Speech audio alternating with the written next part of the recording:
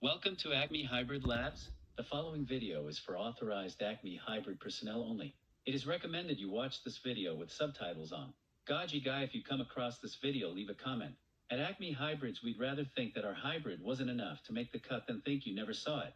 But let's get into it now. Our hybrid's gene pool is made up of the bowhead whale, hippo, hagfish, tylosaurus, bottlenose dolphin, and orca. The rest of the video will be divided into 4 different categories: attack, agility, defense, and miscellaneous. Starting with attack, our hybrid has a very powerful skull for ramming, stronger than that of Vex. Our hybrid, like Vex, has the skull of a Tylosaurus built for ramming, but with the bowhead whale added to the gene pool it becomes even stronger. Bowhead whale skulls are prioritized in later growth, making them very durable. Or in this case, the growth pattern would reinforce the Tylosaurus skull, resulting in it being superior to Vex's non-reinforced Tylosaurus skull. Our hybrid's bite, however, may pose a bigger threat than ramming. Orcas have exceptionally strong bite forces, multiple times stronger than that of saltwater crocodiles, where Vex's bite comes from, and Vex's crocodilosteoderms are not strong enough to withstand such strength. Yes, I know Vex has orca genes as well, but they were only specified to reinforce the teeth, not the bite strength. Our hybrid's jaws can open very wide like those of a hippo, so aiming for the fins won't be necessary. Her jaws can open wide enough to get a strong grip on Vex. With the teeth of an orca and 2 short hippo tusks in the lower jaw, our hybrid's bite is built for ripping, crushing, and gripping, meaning if our hybrid, who is larger than Vex, gets a good bite and grip on her, Vex will have a very hard time escaping with our hybrid's large jaws wrapped around her and teeth lodged into her flesh. Now on to agility. In this aspect, Vex is superior to our hybrid in almost every way. However, it is not a very big advantage, as our hybrid has a very similar build thanks to the Tylosaurus, an orca, just on a slightly larger body, roughly 29 to 34 feet long. Fortunately, our hybrid should still be agile enough to stop any cheap attempts on her fins. Speaking of fins, how's Vex able to swim with see-through fins when said fins are made of very thin skin on the fish they come from? Doesn't seem like something that can propel such a large creature, but please correct us if we are wrong.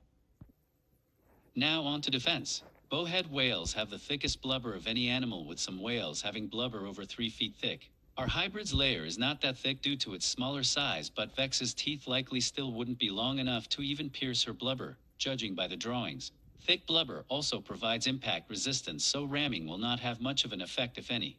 Our hybrid also has hagfish genes and can secrete huge amounts of slime from her skin, which will prevent Vex from getting a good grip, discourage bites with foul taste and odor, as well as even potentially suffocate her. Now let's move on to miscellaneous. Our hybrid is likely more intelligent than Vex, despite not having any animals that are objectively smarter than belugas. Our hybrid has more intelligent animals in the gene pool, with the exception of the hagfish. Bottlenose dolphins are nearly as intelligent as belugas, and bowhead whales, hippos, orcas, and tylosauruses aren't slacks in this department either. While Vex also has intelligent animals in her gene pool, the less intelligent species are likely weighing her down slightly, so unless selective brains and whatnot are employed, our hybrid is arguably more intelligent, or at least on par with Vex. Our hybrid is also capable of diving at fairly deep depths and holding her breath for long periods thanks to the bowhead whale. She is also able to enter cold and warm water as well as fresh and salt water, but cold salt water would likely be best for her. Our hybrid also has a low food requirement and slow metabolism due to the hagfish. And finally, the last subject, echolocation. Thanks to the bottlenose dolphin, our hybrid's echolocation is exceptional. However, Vex's, not so much. The beluga is supposed to give Vex echolocation, however she is lacking a melon. Yes, that's the term. And melons are crucial for belugas and other whales and dolphins to echolocate, and Vex would appear to be visibly lacking one, or at least a large enough melon to perform the feats mentioned. However, we again could be wrong.